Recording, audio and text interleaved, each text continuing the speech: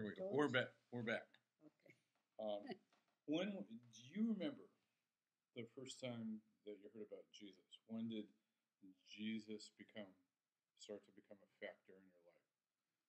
Were you on the farm? Oh, yes.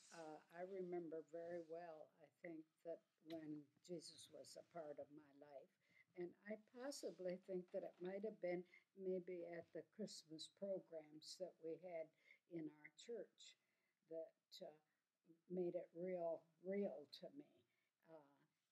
And especially that there was so much preparation, it seemed like, in the family for going to church. This was a real celebration.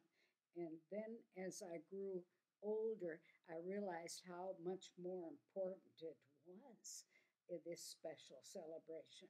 But luckily, I was endowed with the family that loved Jesus, and that it was very important that he was a part of our life. Did your mother ever talk to you about Jesus? Oh yes, in fact, is my mother uh, was invited to Saginaw because Frida worked there. My sister, oldest sister Frida, worked in Saginaw, and the people that she worked for, when mother was real sick, told them that she could come to their house so she could take care of mother.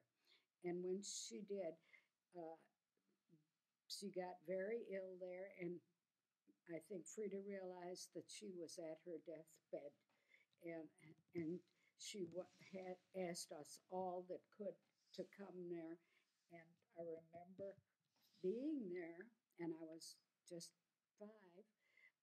I remember that we were all around the bed, and she said, "You know, you are all different. Don't expect to be the same and everything. But I'll tell you what, when you walk with Jesus, you will be walking with somebody that will be with you all your life. And if you stick with him, you're going to make it okay. And I hope and I know I'll see you all in heaven then if you trust and believe in him as your Lord and Savior and what he did for you. Jesus died for you, and he loves you and he wants you, and he wouldn't have brought you here if he didn't love you. And I remember that very much, that mother talked to us. Well, it's a simple question. What does Jesus mean to you? So Jesus means a lot to you. Oh, you betcha. Tell me about that. Well, Jesus means so much to me that I think that when mother died, that I was blessed with knowing Jesus, because I knew that there was a reason for this, you know. And she was taken from us, but still I had dad and I had my brothers and sisters. And this meant so much to me because I not only had them, but I knew that I had Jesus in my life. And I knew that he'd always be with me. And to this day, 84 years later, I mean, since the day I was born, I'm 84 now. And now I still believe that with all my heart. I'm not alone. I've never been alone. And you've gone, how would they say on TV? You've gone through a lot of crap, right? Oh, yes. We had, it was hard times, but we didn't think of them as hard times because we lived on a farm and we had food and we had clothing and we had each other. And so it wasn't as, like some people would say, oh, we were so poor and we had to work so hard. That wasn't the case. We worked hard, yes, and we were poor, but we weren't without. We were blessed. You have to look at life that way. You're always blessed if you have Jesus, but now you're not blessed if you don't know Jesus. And that's what I'd like for everybody to know. I wish that everybody could, and that's what Jesus wants us to tell, why he wants us to tell others about him and how much, you know, about him and what he can do for us. So when you die, you don't see that as the end of life. You see Oh, that as the beginning of life. no, I don't.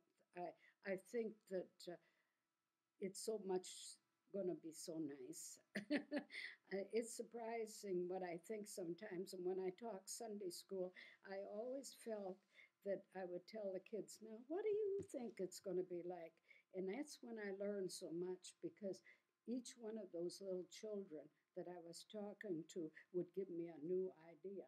And so I'm filled with all kind of ideas, but I think that it's going to be just a wonderful heavenly place. And when I die, I told my former pastor, Berdeman, once that I would like a jubilee service for my at, when I die.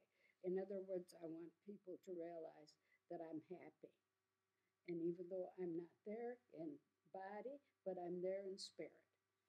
For the ones that are living, you just beat them home. Pardon? For the ones that are living, you just, when you die, you just happen to beat them home. Oh yes, yeah, you betcha. That's right, because the heaven is what God promises us. It's going to be a place with, to me, it's going to be the most joyful thing, and no pain, no anything.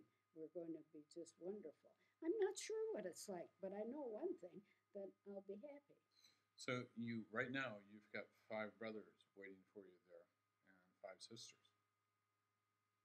Yeah, well, yeah, five sisters and five brothers. Yeah, Come well, from a family of 12. Yeah, wow. well, that's only 10. Well, Ralph and I are Yeah. left, yeah.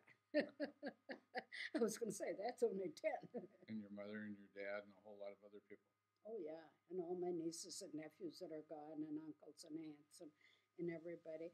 And I think that when you know Jesus as your Lord and Savior, you love life a lot more, and it gets you through hard times. And if you're suffering, you're never alone. And I knew that when I had the serious operations in my life, if the last thing I'd say is, Lord, uh, just take care of me. And I just felt that I was in his arms. And you've known suffering and you've known pain in your life, right?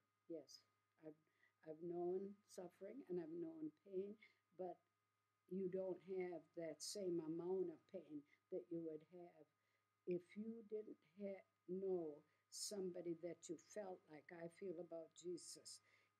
But if you have him, you know that it's everything. He does everything for your Awesome. good, for your good.